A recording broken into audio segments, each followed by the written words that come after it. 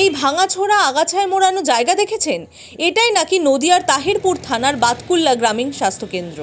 বেশ কয়েকটি এলাকার মানুষ নাকি এই স্বাস্থ্যকেন্দ্রের উপর নির্ভরশীল। এখান থেকে রেফার করলে রোগীকে নিয়ে প্রায় আধ ঘন্টার পথ পেরিয়ে ছুটতে হয় কৃষ্ণনগর হাসপাতালে। মাত্র একজন ডাক্তার নিয়ে চলছে এই স্বাস্থ্যকেন্দ্র। নার্সের অভাবও রয়েছে।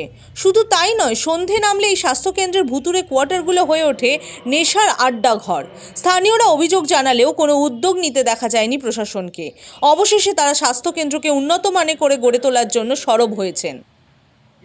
এমপি এবং এমএলএ ফান্ড দিয়ে যে পর্যাপ্ত পরিমাণ টাকা যদি এখানে স্যাংশন করা হয় এবং পর্যাপ্ত ডাক্তার, পর্যাপ্ত চিকিৎসা পরিষেবার সাথে যুক্ত যারা, তাদেরকে দিয়ে যদি উপযুক্ত পরিবেশ তৈরি করা হয় এবং পরিত্যক্ত ঘরগুলোকে যদি ইউজ করা হয়, আবার মেন ব্যাপার হচ্ছে যে এখান থেকে কোনো পেশেন্ট যেন ছোটোখাটো ব্যাপারেও রেফার না করতে হয়।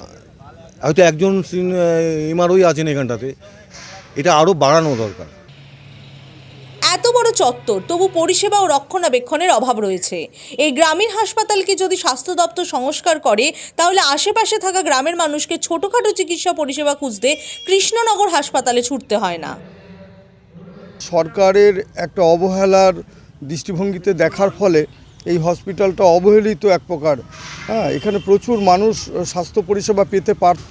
পর্যাপ্ত নার্স বা ডাক্তারবাবুদের যদি এখানে ব্যবস্থা সরকার থেকে এখানে করা হয়, তাহলে সাধারণ মানুষের ভীষণ উপকার হয়। হাসপাতাল চত্বরে গেলে দেখতে পাওয়া যাবে অবহেলার ছবি। চারিদিকে পরিত্যক্ত কোয়ার্টার, বাইরে ছড়িয়ে রয়েছে সিরিঞ্জ, ওষুধের বাক্স, মদের বোতলের ভাঙা কাচ। এইভাবে কোনো স্বাস্থ্যকেন্দ্র চলতে পারে না। স্বাস্থ্য দপ্তর বিষয়টির দিকে নজর দিক, এটাই স্থানীয়দের দাবি। যদিও বিষয়টি নিয়ে বিএমওএইচ-এর দাবি, ডাক্তার রয়েছে, পরিষেবাও মেলে এই স্বাস্থ্যকেন্দ্র থেকে। তবু যদি কোনো সমস্যা থাকে সেটা খতিয়ে দেখবেন। হ্যাঁ, ডক্টর সবসময় থাকে, বাতকুল্লা 24 ঘন্টা রান করে। এবার ডক্টর সিস্টার, ওখানে সিস্টারদের ক্রাইসিস আছে, কিন্তু 24 ঘন্টায় ডক্টর সিস্টার পাওয়া যায়। এবার রেফার দেখুন, ওটা একটা প্রাইমারি সেন্টার, ওখানে প্রাইমারি ট্রিটমেন্টগুলো হয়, যেগুলো টারশিয়ারি বা সেকেন্ডারি দরকার সেগুলো তো ওখানে স্বাভাবিকভাবে রেফার হবে, কিন্তু অপ্রাসঙ্গিক রেফার হবে না। কিন্তু দ্বিতীয় যেটা ইস্যুটু বললেন, তো আমি প্রশাসনকে জানিয়ে দেবো, অন্তত রাতে যাতে ওখানে সিভিক পাঠান, যাতে ওরা রাউন্ড দেয়, তাহলে আশা করি এই সমস্যা থাকবে না। নদিয়া থেকে কাজল বসাকের রিপোর্ট, দ্য ওয়াল।